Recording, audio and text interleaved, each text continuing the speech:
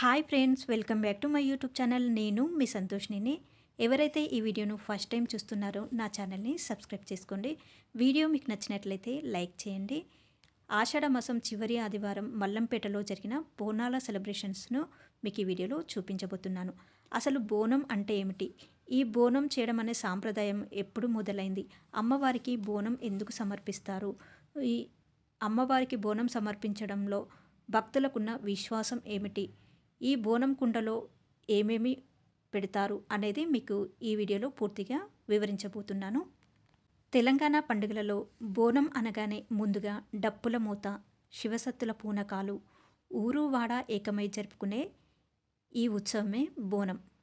బోనాల పండుగ ఇది కేవలం ఉత్సవం కాదు, తెలంగాణ సంస్కృతి, ఆధ్యాత్మికత మరియు సమైక్యత యొక్క గొప్ప ప్రతీక. ఆషాఢ మాసంలో అంగరంగ వైభవంగా ఊరేగింపులు, డప్పుల మూతలో హైదరాబాద్ నగరమంతా సందడిగా ఉంటుంది. తెలంగాణ ప్రభుత్వం ఈ పండుగను రాష్ట్ర పండుగగా గుర్తించింది. బోనం అనేది భక్తి, కృతజ్ఞత మరియు సమర్పణకి ప్రతీక. ఆషాఢ మాసంలో బోనాల ఉత్సవాలు ప్రారంభమవుతాయి. ఈ బోనాల ఉత్సవాలు ముందుగా హైదరాబాద్లోని గోల్కొండ కోటలో ఉన్న శ్రీ జగదాంబిక ఆలయంలో మొదలై సికింద్రాబాద్లోని శ్రీ ఉజ్జయిని మహంకాళి ఆలయంలో కొనసాగుతూ లాల్ దర్వాజాలోని శ్రీ సింహవాహిని మహంకాళి దేవాలయంలో పూర్తవుతాయి. బల్కంపేట ఎల్లమ్మ తల్లి ఆలయంలో కూడా బోనాలు జరుపుతారు. మనము ఈ బోనాలు జరుపుకుంటాము, కానీ అసలు బోనం అంటే ఏమిటి? బోనం అనే పదము భోజనం అనే తెలుగు పదం నుండి వచ్చింది. అమ్మవారికి సమర్పించే ఈ బోనం మట్టి పాత్రలో లేదా ఇత్తడి పాత్రలో చేస్తారు. ఈ బోనం కుండలో బియ్యము, పాలు, బెల్లము వేసి వండుతారు. దీనినే పరమాన్నము, పాయసం అని అంటారు. బోనం కింది కుండలో ఈ పరమాన్నాన్ని వండుతారు. బోనం పై కుండలో బెల్లం పానకము లేదా కళ్ళు లేదా పసుపు నీళ్లు పోస్తారు. బోనం కుండలకి పసుపు కుంకుమలతో అలంకరించి వేపాకులు పెట్టి పైభాగంలో గండదీపం పెట్టి పూలతో అలంకరించి దీపం వెలిగించి అమ్మవారికి సమర్పిస్తారు. అందుకే దీనిని బోనం అంటారు. ఈ బోనాలను ఎవరికి సమర్పిస్తారు అంటే శక్తి స్వరూపులైన గ్రామ దేవతలకు ఈ బోనాలని సమర్పిస్తారు. అసలు ఈ బోనాల పండుగ ఎలా ప్రారంభమైంది? ఈ బోనాల చరిత్రకు దాదాపుగా 200 సంవత్సరాల పైగా చరిత్ర ఉంది. 1813వ సంవత్సరంలో హైదరాబాద్లో భయంకరమైన ప్లేగు వ్యాధి వ్యాపించింది. వేలాది మంది మరణించారు. ఇంతమంది మరణించడం చూసి ఆ సమయంలో ఉజ్జయినిలో ఉన్న సైనికులు మహంకాళి అమ్మవారిని ప్రార్థిస్తూ, మా ఊరిని ఈ మహమ్మారి నుంచి కాపాడు తల్లి అని, ఈ మహమ్మారి నుంచి కాపాడితే మేము ప్రతి సంవత్సరము నీకు బోనం సమర్పిస్తాము అని మొక్కుకున్నారు.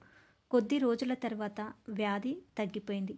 అమ్మవారి కృపగా భావించిన ప్రజలు ఆ మొక్కును నిలబెట్టుకుంటూ ప్రతి సంవత్సరం బోనాలు నిర్వహించడం ప్రారంభించారు. బోనాలు ప్రధానంగా శక్తి స్వరూపిణి అయిన దేవతలకు సమర్పిస్తారు. శక్తి స్వరూపిణులైన అక్కా చెల్లెళ్ళు, 7 అక్కా చెల్లెళ్ళైన దేవతలు మహంకాళి అమ్మవారు, పోచమ్మ తల్లి, ఎల్లమ్మ తల్లి, మైసమ్మ తల్లి, పెద్దమ్మ తల్లి, ముత్యాలమ్మ, గ్రామ దేవతలు, ఇలా 7 అక్కా చెల్లెళ్ళకి బోనం సమర్పిస్తారు. బోనం సమర్పించడం వెనుక ప్రధాన ఉద్దేశము అమ్మవారికి కృతజ్ఞత చెప్పడం.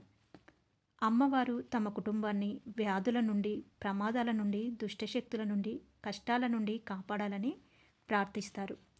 ప్రతి ఆదివారము ఒక్కో ప్రాంతంలో అమ్మవారికి బోనాలు సమర్పించే సాంప్రదాయం ఉంది.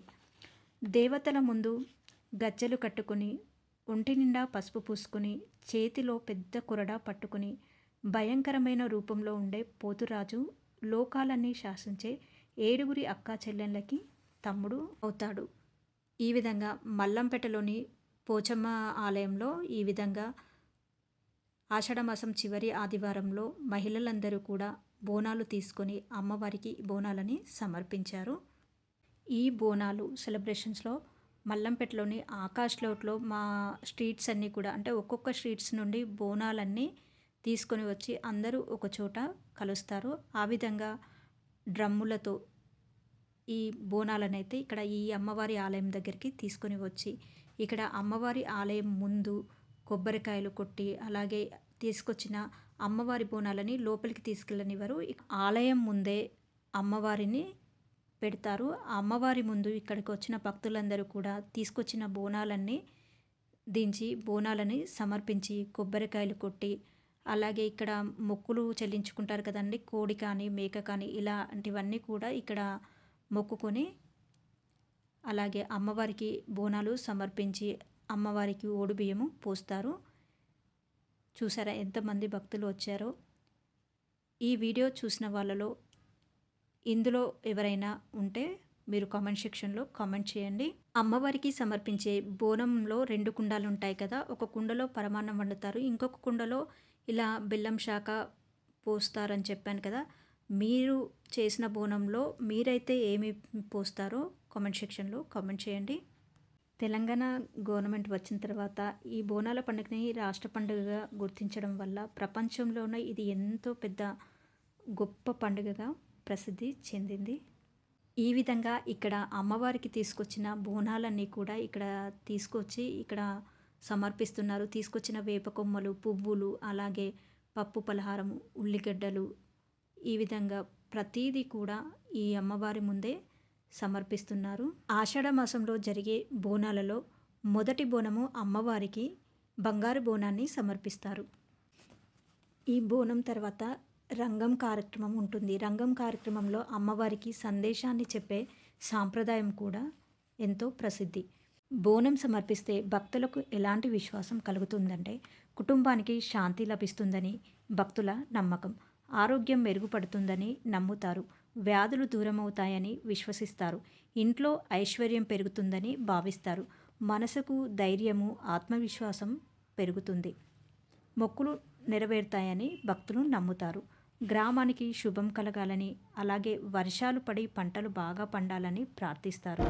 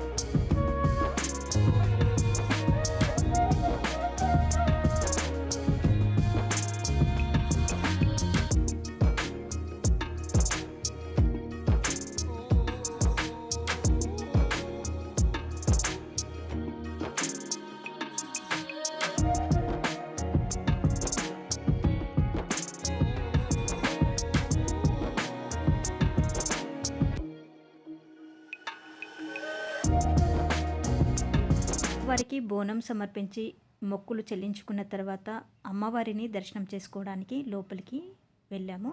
ఇలా అమ్మవారిని దర్శనం చేసుకున్నాక ఇక్కడ ఇద్దరు అమ్మవారి బొట్టు అయితే అందరికీ అమ్మవారికి బండారి అంటే పసుపు బండారి చాలా శ్రేష్టమండి. ఆ పసుపు బండారి వచ్చిన భక్తులందరికీ ఇక్కడ ఉన్నవారు పెడుతున్నారు. ఇక్కడ అమ్మవారికి ఓడిబియ్యము పోస్తున్నారు. బోనాలు కేవలం ఒక పండుగ మాత్రమే కాదు, ఇది తల్లికి కృతజ్ఞత చెప్పే రోజు, మన సంస్కృతిని కాపాడే ఉత్సవం, కుటుంబాలు, గ్రామాలు మూకుమ్మడిగా కలిసే ఆధ్యాత్మిక వేడుక, భక్తి, ఐక్యత, సేవాభావం మరియు సాంప్రదాయాలకు ప్రతీక. ఆలయం నుండి బయటికి వచ్చేసి మళ్ళీ ఇక్కడ ఒక చిన్న ఆలయం ఉంటుంది. ఆలయం దగ్గరికి అయితే వచ్చేసాము. ఈ ఆలయంలో ఉన్న దేవత పేరేంటో మీకు తెలిస్తే కామెంట్ సెక్షన్లో కామెంట్ చేయండి. ఇదేనండి బోనం వెనుక ఉన్న సాంప్రదాయము, మహిమ, చరిత్ర. మీరెప్పుడైనా అమ్మవారికి బోనం సమర్పించారా? మీ అనుభవాన్ని కామెంట్ రూపంలో తెలియచేయండి. ఈ వీడియో మీకు నచ్చినట్లయితే ప్లీజ్ లైక్ చేయండి, షేర్ చేయండి, సబ్స్క్రైబ్ చేసుకోండి. Please support me my channel అండి. మళ్ళీ మరొక మంచి వీడియోతో మీ ముందుకు వస్తాను. Thank you everyone for watching my videos.